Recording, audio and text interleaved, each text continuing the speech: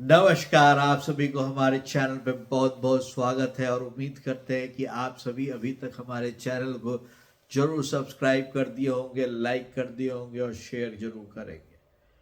आज मैं बात करने वाला हूँ बीएसपी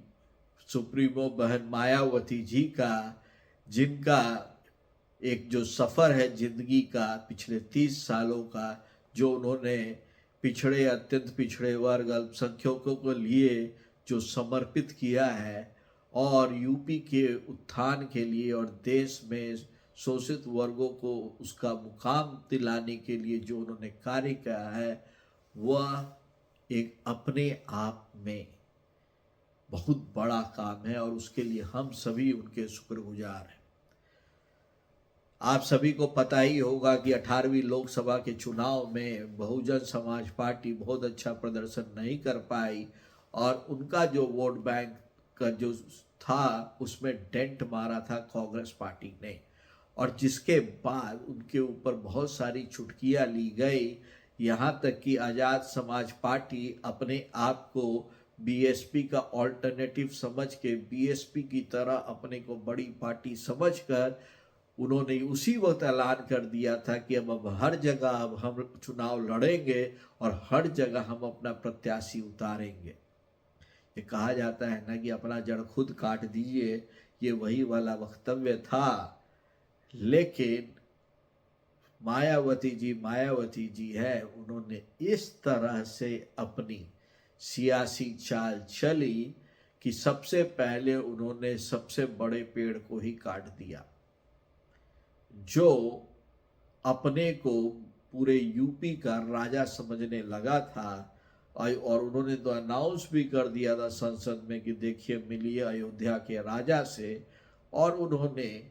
बहुत सारे वक्तव्य दिए थे बहुजन समाज पार्टी के बारे में जो नहीं कहा जाता है। और उसके बाद लगना शुरू हुआ झटका पर झटका। जिस तरह से 9 में से 2 सीट पे उन्होंने सिमटा दिया, बहुजन समाज पार्टी को एक रिस्पेक्टेबल नंबर ऑफ वोट्स दिलाए, वो भी तब जब वो पूरी तरह से एक्टिव नहीं थी। लेकिन अब जिस तरह से वो एक्टिव हुई हैं, संभल की घटना पे जिस तरह से वो एक्टिव है, अयोध्या की घटना पे जिस तरह से एक्टिव हुई थी, या नहीं तो वो बांग्लादेश के मामले में जिस तरह से एक्टिव हुई है, या देश के दूसरे एरिया में जिस तरह से वो एक्टिव हुई है, बिल्कुल ये अब दिखता है कि उनके कार्यकर्ताओं में वो एनर्जी वापस आ रही है कि हमारे पीछे बहन मायावती जी खड़ी है और हम लोग आगे बढ़ सकते हैं। और यहीं पे सबसे पहला झटका उन्होंने जो दिया था, जो यूपी में वो दिया उस तरह से कि उनका वोट शेयर जो लेके गया था कांग्रेस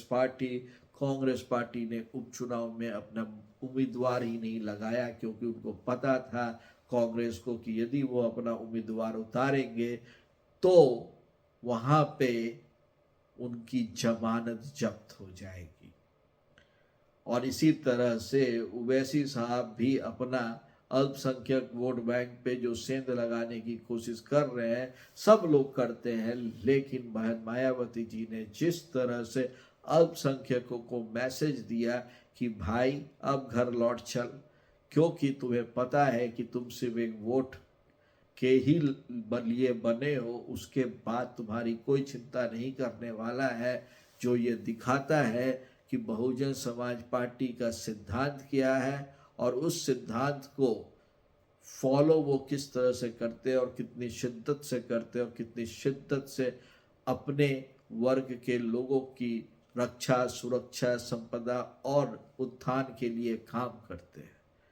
तो यदि आप भी कंट्रीब्यूट करना चाहते हैं तो ये वीडियो जरूर देखिए, जरूर लाइक करिए, जरूर अपनी कम्युनिटी में डालिए। और ये नहीं है कि आपको शोषित वर्ग और अल्पसंख्यक वर्ग से ही होना चाहिए, आप किसी भी वर्ग के हों,